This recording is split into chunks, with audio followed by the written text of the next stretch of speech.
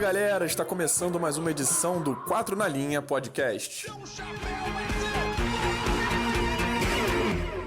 Olá, queridos ouvintes, eu sou o Vitor Afonso e hoje chegamos a mais uma edição do nosso podcast. Estou mais uma vez na companhia dos meus parceiros Gabriel Camargo e Igor Macena. Dessa vez o Fernando, infelizmente, por problemas pessoais, não vai poder participar, mas vai estar de volta no próximo programa. Então hoje estou na companhia do Gabriel Camargo, do Igor Macena. Então, Gabriel, para começar, me diga o seu destaque esportivo da semana.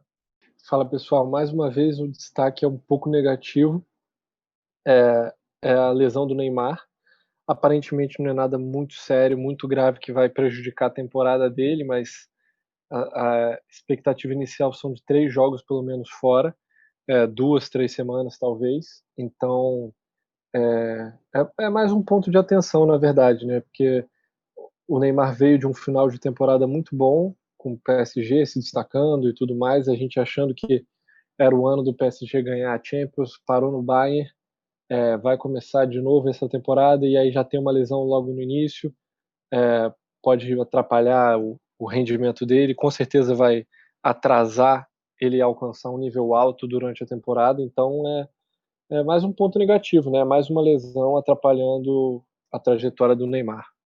Gabriel, como você falou, de fato, mais uma lesão aí na vida do Neymar tem sido recorrente nos últimos anos. Vamos ver, torcer para que essa não tenha uma recuperação muito longa, que ele consiga voltar logo aos gramados. Então, Macena, também seja muito bem-vindo e diz para a gente o seu destaque. Fala, Vitor. Fala, amigos. Fala, queridos ouvintes. Meu destaque essa semana vai para o time do Manchester United, que a gente há um tempo já vem falando que não sabia como que esse time ia ser esse ano, que ele veio de alguns resultados ruins, como a goleada que eles sofreram para o Tottenham, não vinha muito bem no campeonato inglês no início, mas parece que virou alguma chave lá, principalmente na Champions League, onde eles conseguiram uma grande vitória fora de casa, que a gente falou semana passada sobre o PSG, e agora meteram 5-0 no Leipzig, semifinalista do ano passado. Então eu acho que é um time que está se moldando, está mostrando que é um time que tem camisa pesada, e numa competição como o Champions isso faz muita diferença. Então eu acho que é um time para a gente ficar de olho pro resto da temporada. Eu acho que pode surpreender muita gente. Na Premier League a equipe do Manchester ainda não segue tão bem, né? Mas em termos de classificação, mas de fato foi um bom resultado na Champions. E o meu destaque, né, até falando de Champions League, o meu destaque esportivo da semana é o Kimmich, do Bayern de Munique, até para representar não só o atleta em si, né? Eu adoro o futebol do Kimmich, eu acho ele um excelente jogador, é um talento do futebol alemão, mais um talento do futebol alemão, acho que vai ter muitos anos ainda de auge pela frente, é muito jovem. Começou como lateral direito, depois passou para o meio campo, e é até por isso que eu queria destacar. Eu acho que é muito legal ver essa versatilidade que o Bayern coloca para alguns de seus atletas, né? O Lan, desde a época lá do Guardiola, com o Lan saindo da lateral, indo para o meio campo, aí o Kimmich também saindo da lateral e também indo para o meio campo, o Alaba saindo da lateral, indo para a zaga. Então eu acho bem legal como que o Bayern consegue trabalhar essa versatilidade. Então o meu destaque hoje é o Kimmich, que foi o autor do gol da vitória do Bayern de Munique em cima do Lokomotiv pela Champions League no meio da semana, vitória de 2-1 do Bayern. E antes da gente entrar no nosso próximo bloco, né, encerrar aqui nossos destaques, o Fernando não me mandou nada, mas como ele sempre gosta de destacar os goleiros, eu queria fazer um rápido destaque em nome dele ao goleiro Edouard Mendy, né, novo reforço do Chelsea, que parece que de fato vai assumir a posição de titular, né? Pela Champions League no meio de semana ele passou uma partida tranquila e no fim de semana ele já tinha tido uma excelente atuação no empate por 0-0 entre Chelsea e Manchester United. Então foi eleito inclusive o craque do jogo. Então meu destaque aí em nome do Fernando é o Edouard Mendy, novo goleiro do Chelsea. Então continua aqui com a gente vai começar mais uma edição do 4 na Linha Podcast. Bem, galera, quem conferiu o nosso último programa viu que um dos jogos destacados para o ouvinte foi o clássico italiano entre Milan e Roma, que rolou na segunda-feira. Foi um grande jogo, com algumas polêmicas de arbitragem, a partida terminou empatada em 3-3, mas um fato chamou muita atenção, que no auge dos seus 39 anos, o sueco Ibrahimovic fez 2 gols e mais uma vez foi o destaque da partida, ele que na semana anterior já tinha sido destaque na vitória por 2-1 do Milan sobre a Inter de Milão. Ele marcou os 2 gols do Milan na vitória. Então, eu queria começar aqui com vocês trazendo uma provocação e queria começar com o Gabriel. Gabriel, hoje o Ibrahimovic, ele é maior que o campeonato italiano? Cara, eu acho que hoje ele é, porque o campeonato italiano já vem de algumas temporadas bem chatas, digamos assim, com o domínio da Juventus, mesmo quando ela não é tão boa, mais por falha dos outros times do que até por mérito da Juventus. E o Ibrahimovic por si só já é um grande personagem, né? E a gente o extracampo do Ibrahimovic já é um atrativo, já seria legal a volta dele para o Milan por conta disso, para levar os holofotes para o Milan novamente, que estava meio esquecido. E acho que muita gente não esperava que ele fosse render tanto nesse retorno dele, né? Inclusive tinha especulação de que ele já ia voltar para a Suécia, já para iniciar a aposentadoria mesmo, mas realmente ele está surpreendendo muita gente. Colocou o Milan na frente do placar, mas o Milan acabou cedendo e perdendo o 100% de aproveitamento italiano, mas ainda é líder. Ele já é o artilheiro do campeonato italiano com 6 gols. E acho que esse início do Ibrahimovic pode acabar refletindo numa chance real do Milan de ser campeão italiano. Porque esse começo meio errante da Juventus ainda ali, o time meio estranho, o Pirlo ainda não arrumou o esquema, o Milan vai ganhando esses pontos, o Ibrahimovic vai garantindo esses pontos, então acho que o Ibrahimovic se tornou talvez um atrativo maior do que o campeonato italiano em si. Acho que é isso mesmo. Hoje acho que é isso. Eu não sei exatamente se eu consigo cravar que o Ibra hoje é maior do que o campeonato italiano, mas eu digo que ter o Ibrahimovic torna o campeonato italiano mais atrativo hoje. Eu acho que a competição em si, com esses títulos seguidos da Juventus, e até como você falou, às vezes com algumas equipes vacilando em alguns momentos, a Juventus sendo campeã, inclusive você citou esse começo complicado da Juve, mas em outras temporadas também já aconteceu da Juve não começar tão bem e terminar campeã mais por falta naquele momento de chegada de algumas equipes do que propriamente um mérito muito grande da Juventus. Então, vamos ver se isso vai acontecer ou não dessa vez, mas o campeonato italiano também a gente ficou muito tempo sem conseguir assistir nos últimos anos, porque não tinha muito onde passar, onde a gente tivesse visto com facilidade. Então, eu acho que isso também prejudicou um pouco esse nosso acompanhamento. Mas tivemos, por exemplo, a equipe da Atalanta na última temporada chamando um pouco a atenção. O Cristiano Ronaldo ir para a Juventus é um fator que chama atenção. O Napoli teve algumas equipes interessantes.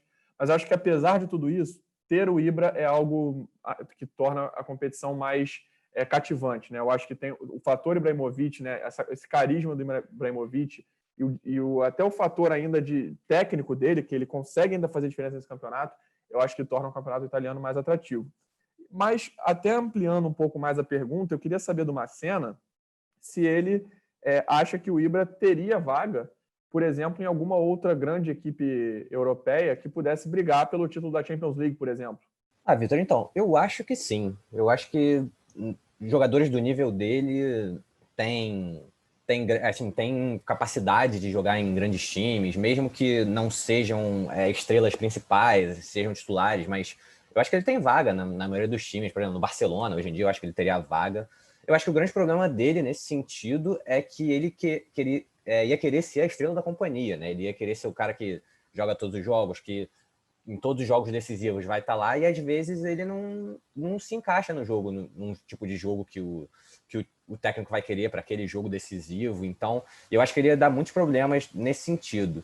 Mas eu também queria só falar que eu acho que eu discordo um pouco de vocês, no sentido que ele é maior que o campeonato italiano. Eu acho que não. Eu acho que ele é um grande jogador, mas ele já viveu uma fase não muito boa antes de chegar no Milan. A gente tem que lembrar que ele passou pelo Galaxy. Ele foi bem no Galaxy, mas ele estava numa liga que não tem muita expressão, que é a Liga Americana de Futebol. Então, eu acho que ele, no Milan, ele está vivendo uma boa fase. Ele é um jogador muito midiático, que ele se vende muito bem. Então, eu acho que a imagem que ele passa para a gente é uma imagem assim, maior, e a gente acaba tendo mais holofote para cima dele do que a gente ter um outro jogador que pode ter o mesmo rendimento dele. Por exemplo, o que o Cristiano Ronaldo fez ano passado, a gente discutia assim, será que o Cristiano Ronaldo é o maior campeonato italiano? Pelo menos não lembro de um tipo de discussão assim mais ampla sobre isso. Então eu acho que ele não é o maior campeão italiano, não. Ele vive uma grande fase, ele é um grande jogador, não vai conseguir jogar todos os jogos com a idade que tem, ele vai precisar ser poupado às vezes. Então eu acho que ele vai ter que para se manter nesse nível, ele vai precisar se cuidar e ele vai ter que ser um jogador mais para o time do que para ele mesmo, e eu acho que isso vai fazer uma falta mais para frente. Mas eu só acho que o lance de ser maior que o campeonato italiano não é questão de mais importante, né? É questão de ser hoje mais relevante. O Ibrahimovic é uma história maior hoje do que o campeonato italiano em si. Apesar de terem alguns times bons, como a Atalanta ainda está bem, e o Napoli também está bem interessante. E as partidas serem boas também, não é como se o campeonato italiano fosse muito ruim, mas hoje, querendo ou não, ainda mais agora com o Cristiano Ronaldo fora, a Juventus meio confusa, acaba que ele é a principal estrela, ele é um cara que chama muita atenção e tal. Então eu acho que ele acaba sendo maior nesse sentido. Mas sobre ele ter vaga em outros times, né, que estão disputando a Champions, com chance de ser campeão da Champions, eu já acho um pouco mais difícil, até pelo que o Igor mesmo falou. Ele já está mais velho, ele veio do Galaxy, ele já não estava num nível de competitividade tão alto e ele teria que se adaptar aos times. Hoje ele já não é mais aquele jogador que os times vão jogar em função dele e vão disputar os títulos do campeonato europeu. Não tem. Ele vai conseguir talvez no Milan, e no Milan nem tanto, porque, como o Igor falou também, ele não vai conseguir jogar todos os jogos, é bem pouco provável isso, por mais que ele cuide bem do corpo dele, como ele sempre fez. Mas eu acho que ele não tem vaga como titular. Ele teria, claro, como complemento no banco, opção, e ele teria em qualquer lugar. Mas como titular, para ser um centroavante de um time que está disputando o título da Champions, eu acho difícil. Eu concordo com o Gabriel, também acho que como protagonista, fazer parte de algum elenco talvez, mas como protagonista de uma equipe campeã da Champions, pelo menos as que hoje são mais cotadas, claro que poderia ter uma surpresa que chega lá e ganhou a Champions, mas se a gente for considerar os principais favoritos aí, né, hoje, por exemplo, Liverpool, Bayern de Munique, PSG, se a gente for pegar até da última temporada, e aí depois você traz aí algumas equipes que se reforçaram um pouco, ou então aquelas gigantes que sempre a gente coloca pelo peso de camisa, como Real Madrid e Barcelona. Talvez no Barcelona ele pudesse ter uma vaga um pouco mais de destaque, mas não vejo um protagonismo, né, tão grande assim no Ibra nessas equipes. Acho que no Milan isso se potencializa, e aí eu acho que até essa discussão que a gente está tendo, eu acho que talvez não seja exatamente isso dele ser maior que o campeonato italiano em si, mas ele ser mais atrativo hoje. A gente fica mais motivado a ver o jogo do Milan, talvez, independentemente do adversário, por ter o fator Ibrahimovic. Eu acho que isso está colaborando muito para essa fase, pelo menos, tanto do jogador, né, já com seus 39 anos, no momento final de carreira, vindo do campeonato dos Estados Unidos, e chegando num campeonato grande europeu, ainda não tem como negar, até pela Juventus, né, ser a equipe que tem hegemonia nos últimos anos, e ele chegar lá e em uma semana e meia, digamos assim, em 2 clássicos ele fez 4 gols. Então isso de fato chama atenção, esse poder de decisão e o fator Ibrahimovic em si. E eu queria também hoje, se o Ibra não é nenhuma novidade mais, eu quero trazer uma novidade do 4 na linha, né? Que hoje nós, no nosso Instagram, no @4 na linha, nós abrimos uma enquete, e nós pedimos para os nossos ouvintes mandarem algumas perguntas que nós íamos responder aqui nessa edição.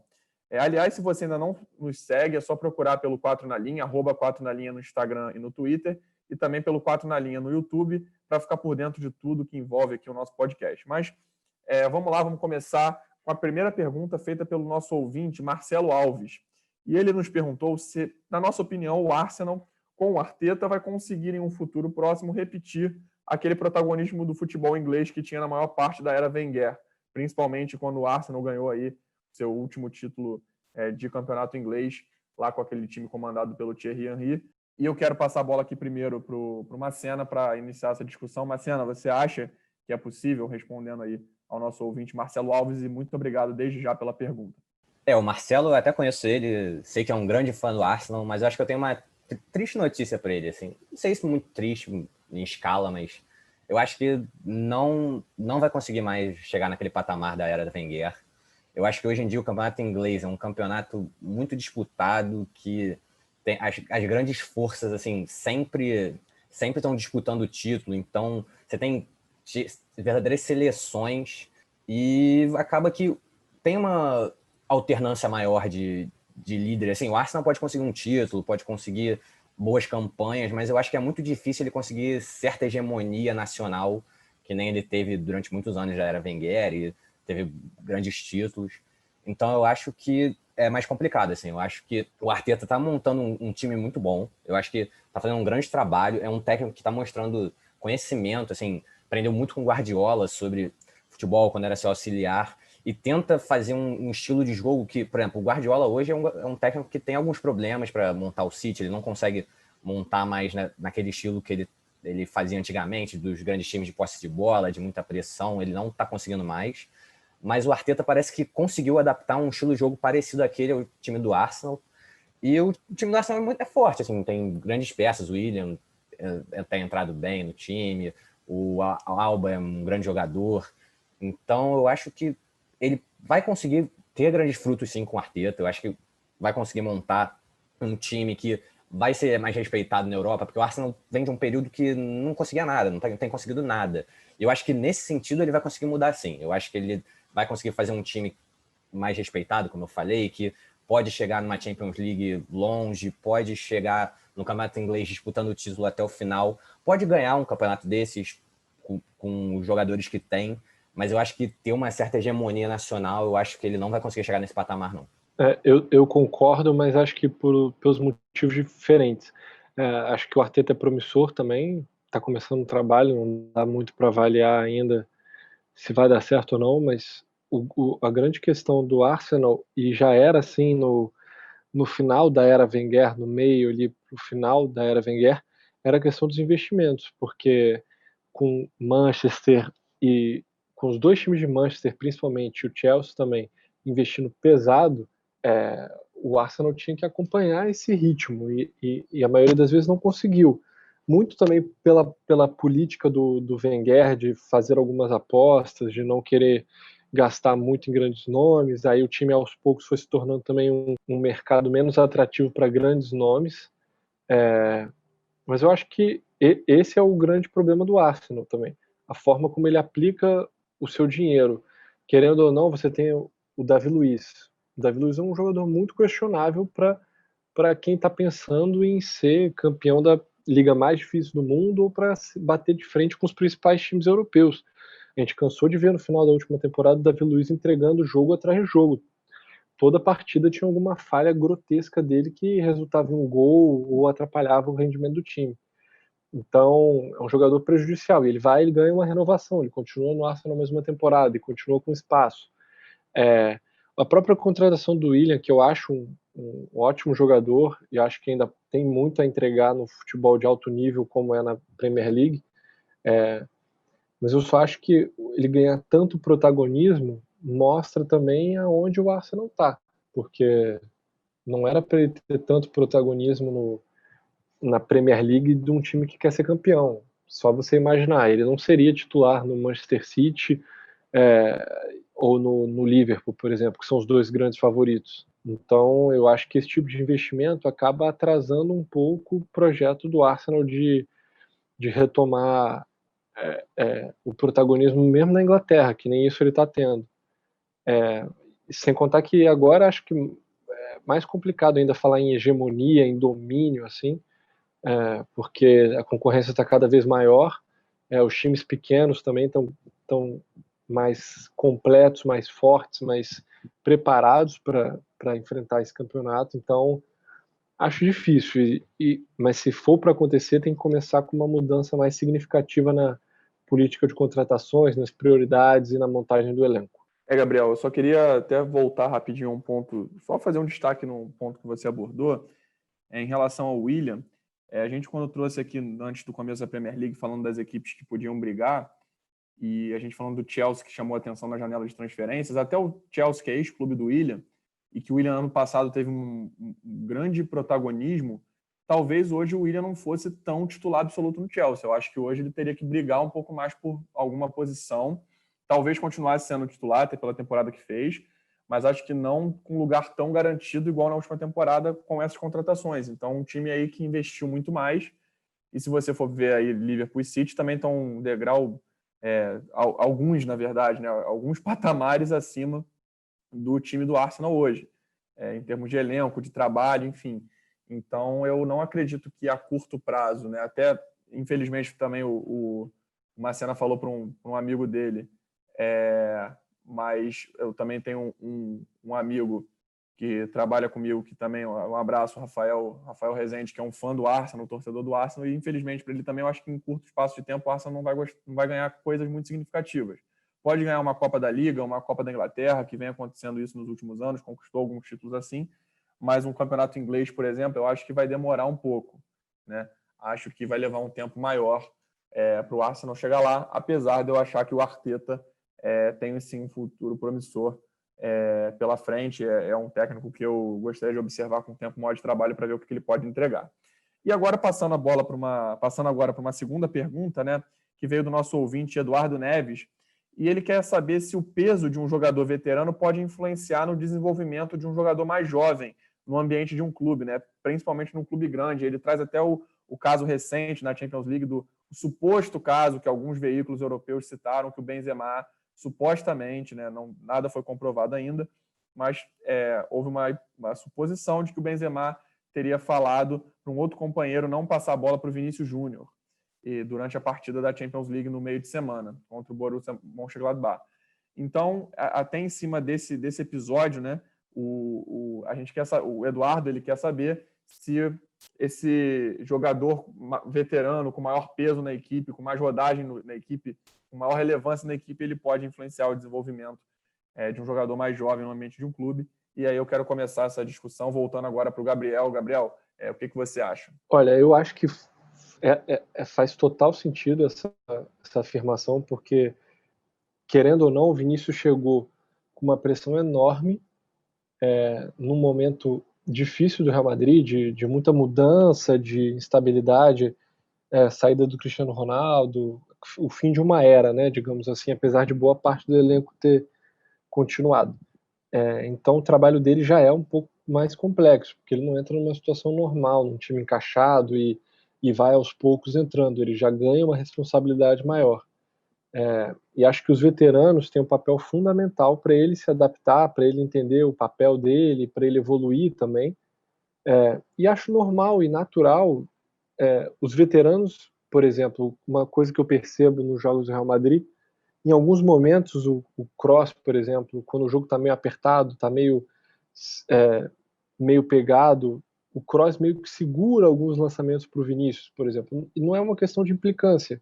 Às vezes é uma questão do Kroos, que é um grande jogador, às vezes reparar que o Vinícius ainda não está no ritmo, no nível para participar de um jogo que esteja com determinada situação, um determinado cenário. Acho que isso é natural e acho que isso, inclusive, é papel dos líderes. Não veria nenhum problema no Benzema ter uma postura sobre isso, de não tocar para o Vinícius em um momento. O problema é a forma como você vai falar isso e vai fazer isso. Não seria, por exemplo, nas costas, como pareceu ter sido nessa confusão. Mas orientar e falar, não, você tem que ir para cá, você tem que ir para cá, se você for para cá a gente não consegue te dar a bola, porque se você fica ali, você fica preso, ou então ali você sempre puxa para o lado errado, enfim. Acho que é papel do líder orientar, mas tem que ser uma orientação de forma direta, não por trás, não pelas costas. Eu também acho, concordo. E esse caso específico do Vinícius Júnior, assim, que a gente está falando, eu acho que é uma coisa muito corriqueira no futebol, que eu acho que acontece muito de jogador falar assim, chega pro outro e fala assim, não passa a bola para ele não, que hoje ele tá atrapalhando a gente. Só que é uma coisa que acontece dentro do vestiário.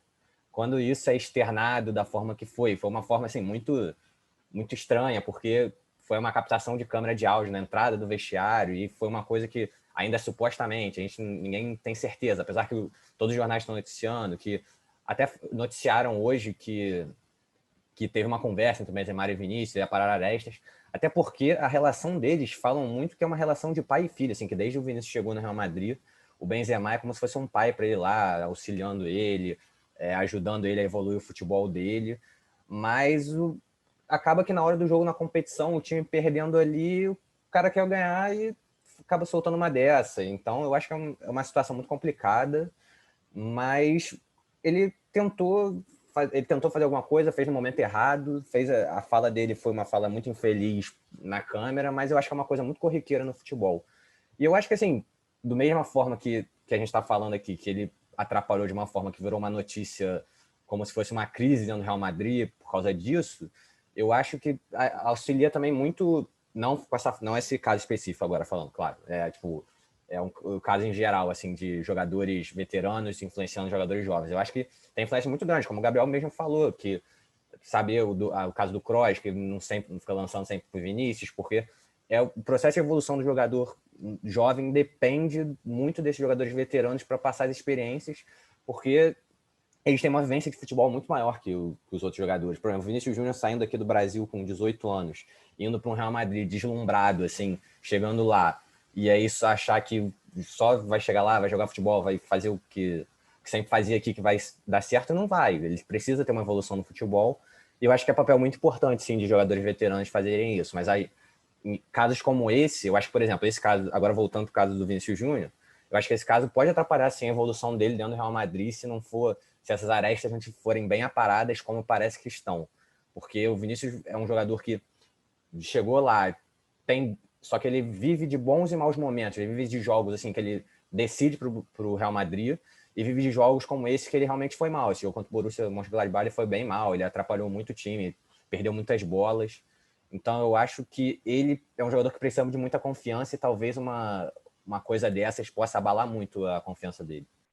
Na verdade, eu estava achando bem legal que o Vinícius estava ganhando mais minutos, né, nessa temporada, e acho, inclusive, que ele vai ter mais espaço ao longo da temporada. Espero que esse episódio não atrapalhe isso.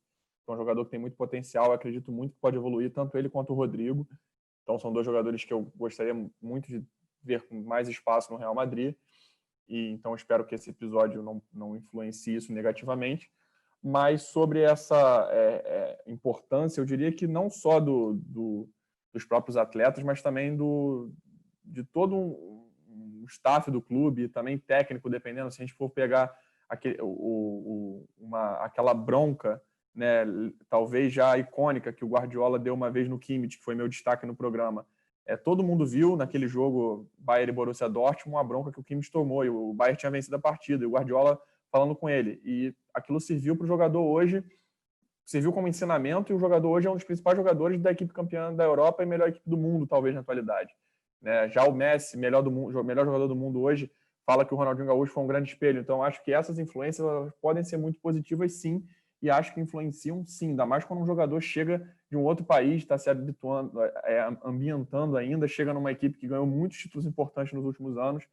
Então, eu acho que isso pode atrapalhar ou colaborar dependendo da situação. E nesse caso especificamente, como parecia que estava se desenvolvendo, claro, gente, é tudo uma suposição, mas como pareceu ter acontecido, eu acho que poderia atrapalhar, mas eu acho que também não se desenvolveu muito. E se por acaso teve algum mal-estar, eu acho que ficou interno, né? Não chegou a sair daquilo, acho que ficou muito no vestiário, não teve muita repercussão maior. Então, tomara que também tenha sido algo já solucionado por lá, mas, de fato, esses jogadores experientes, principalmente essas lideranças, influenciam, sim, podem influenciar tanto positiva quanto negativamente para esse rendimento, para essa evolução dos jogadores.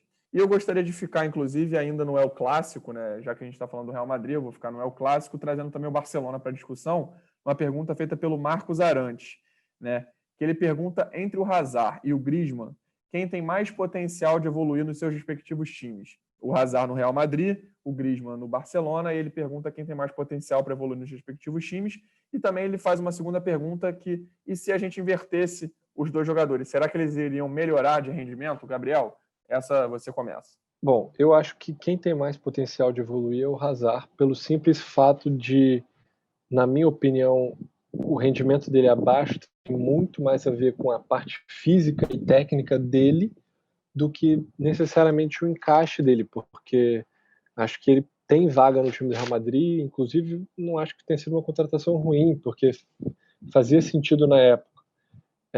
mas a condição física dele muito ruim, muito abaixo do que um atleta de alto nível tem que ter. Então isso é um ponto negativo, mas é mais fácil de ser revertido por outro lado. Mais fácil no sentido porque depende dele. Já no caso do Griezmann, eu já não concordei não achei que foi um bom movimento para a carreira dele na hora que ele foi para o Barcelona, porque acho que não é o estilo de jogo dele, não é um time que ele se encaixa muito bem. Então eu acho difícil que o Griezmann tenha sucesso atuando pelo Barcelona. E em relação à troca entre os dois, eu acho que o Hazard não precisaria dessa troca. Mas para o Griezmann, talvez essa troca fosse positiva, porque no Barcelona eu realmente não vejo muito encaixe dele ali com o Messi. Então, mesmo com a saída do Suárez, eu acho que ele ainda não se encaixa nesse time do Barcelona. Então, eu acho que para o Griezmann faria mais sentido. Talvez jogar junto com o Benzema, talvez, não sei. Mas acho que faria mais sentido. Para o Hazard, acho que ele ficando no Real Madrid seria melhor do que para o Barcelona. Mas aí entra a parte física, preparação técnica e tal, que ele está deixando a desejar. Seria bem interessante, na verdade, se o Hazard fosse para o Barcelona, só para ver como é que poderia ser, de repente, uma dupla do Hazard com o Messi, né? Dois jogadores bem com características de drible para cima, mirando o gol, né? Mirando a meta adversária. Então, talvez ficasse um ataque, talvez encaixasse melhor do que o Griezmann hoje, porque eu concordo muito com o que o Gabriel falou. Eu também acho que o Griezmann não encaixou. Também, quando tinha essa especulação, eu ficava me perguntando, cara, mas em que posição que talvez o Griezmann vai jogar? Como é que ele vai jogar? Será que ele vai encaixar? E, de fato, não teve esse encaixe. Então, eu acho que não tem muito para onde... Pode ser que mude, tomara, porque eu acho que é um excelente jogador, mas não vejo o Griezmann evoluindo muito dentro do Barcelona. E já o Hazard, eu concordo, Gabriel, de fato essa questão física, ele já chegou tendo lesão, ele conviveu com lesões na última temporada, está fora de forma física, acima do peso, então ainda não conseguiu mostrar todo o seu futebol no Real Madrid. Então acho que ainda tem muito espaço para ele crescer, ainda mais que nessas posições, até voltando um pouco no que a gente falou, essas posições da frente, a gente fala do Vinícius Júnior e do Rodrigo brigando por vaga. E se o Hazard voltar a praticar o futebol que ele praticou no Chelsea recentemente, ele é titular absoluto nesse time, né? Até pela experiência dele, pela rodagem dele, por ser um jogador já mais pronto. Então, eu acho que, inclusive, colaboraria para que esses jogadores brasileiros não tivessem tanto peso de ter um rendimento. Eles poderiam entrar em momentos um pouco mais tranquilos e evoluir mais naturalmente. Mas eu acredito muito que o Hazard ele tem mais a crescer caso ele consiga recuperar esse aspecto físico. E aí eu queria saber aqui, para a gente fechar da opinião do Macena, se o Macena acha que o Hazard teria, já que o Gabriel destacou que para ele o Griezmann não teve esse encaixe no Barcelona e que acha que teria talvez mais no Real Madrid, se você acha que o Hazard teria um encaixe maior na equipe do Barcelona caso mudasse? Eu concordo bastante com tudo que vocês falaram. Eu acho que são jogadores que mostraram um grande futebol, mas que em momentos específicos. Só que principalmente o Griezmann, eu acho que foi um jogador que ele funcionou muito bem em duas situações específicas, que era o time do Atlético de Real Madrid, a forma como o Atlético de Madrid jogava, e na Copa do Mundo com a França, com a seleção da França, quando ele foi campeão, quando ele fez uma grande Copa do Mundo. Mas eu acho que, sobre a pergunta do Hazard, você acha que se ele encaixaria no Barcelona, eu também acho complicado. Assim, eu concordo com o que vocês falaram de que ia ser interessante, principalmente o Gabriel, que ele falou que ia ser interessante ver o Hazard do lado do Messi, porque o Hazard é um jogador que no Chelsea ele jogou muito bem, assim, a contratação dele pelo Real Madrid foi uma contratação que todo mundo aplaudiu na época, era na saída do Cristiano Ronaldo, então era meio que a reposição. Claro que são jogadores de níveis diferentes, mas pelo que o mercado apresentava, eu achei que o Hazard foi uma grande sacada do Real Madrid, assim, eles conseguiram ter tirado o Hazard do Chelsea, porque é muito difícil tirar esses jogadores dos times ingleses, principalmente jogadores que fazem tanto sucesso na Premier League. E ele foi para o Real Madrid e conviveu com lesões, mas eu acho que, por exemplo, se ele fosse para o Barcelona, ele ia fazer um grande sucesso no Barcelona. Hoje quem joga ali, por exemplo, o Coutinho, mas o Coutinho pode atuar por dentro também, mais no meio de campo. O Ansu Fati às vezes joga mais aberto, mas também às vezes joga mais como pelo centro. O último jogo jogou até como centroavante. Então, eu acho que é um jogador que se adaptaria muito bem ao Barcelona, sim.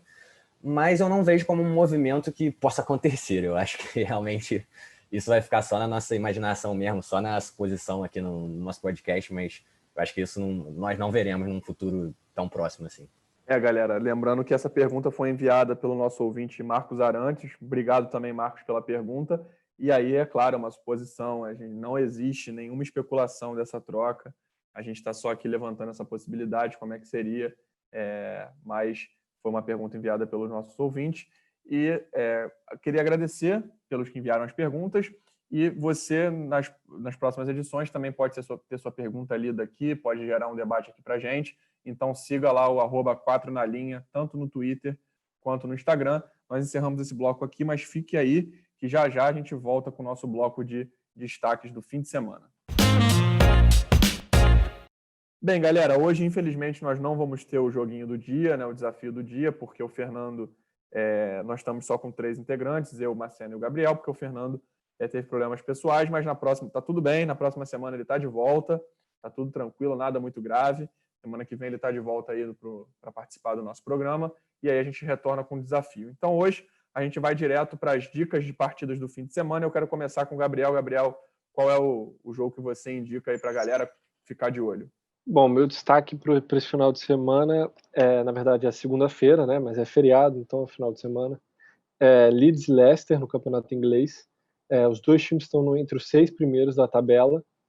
E vem de uma fase boa, um início muito surpreendente até, principalmente do Leeds, né, que veio agora da segunda divisão, e apesar do Marcelo Bielsa ainda era uma incógnita, a gente não sabia como ele ia se comportar na Premier League. O Leicester vem de 3 vitórias seguidas, 2 na Europa League e uma sobre o Arsenal, então ele está com moral. E o Leeds recuperou depois da primeira derrota na Premier League para o Wolverhampton. O Leeds venceu por 3-0 o Aston Villa, uma vitória convincente do time do Bielsa. Então acho que vai ser um confronto bem legal. E são dois times que, querendo ou não, eles são fortes candidatos a pegar uma vaga na Europa League ou até, sonhando bastante, uma Champions, porque esse início dos favoritos que a gente cravou, Chelsea, City, o Manchester United e o próprio Arsenal, é bem abaixo, né, do que a gente esperava. Então, eu acho que pode acabar sobrando alguma surpresa. Então, é um confronto legal já de ficar de olho. São duas equipes que estão se destacando, são dois times que jogam bem, um time de futebol legal. Então, essa é a minha dica. Boa, Gabriel. Acho que é um jogo bem interessante, sim, entre uma equipe que vem aí chamando a atenção nas últimas temporadas e o Leeds do Marcelo Bielsa também. E Marciana, fala pra gente qual é o jogo que você indica aí pra galera ficar ligada. O jogo que eu vou indicar hoje é do Campeonato Alemão, que é o jogo entre duas equipes que vêm bem na competição. O Borussia Mönchengladbach está em 6º e o Leipzig, que está na primeira colocação do campeonato, vem muito bem, as duas. Então o jogo vai acontecer no sábado, às 2h30.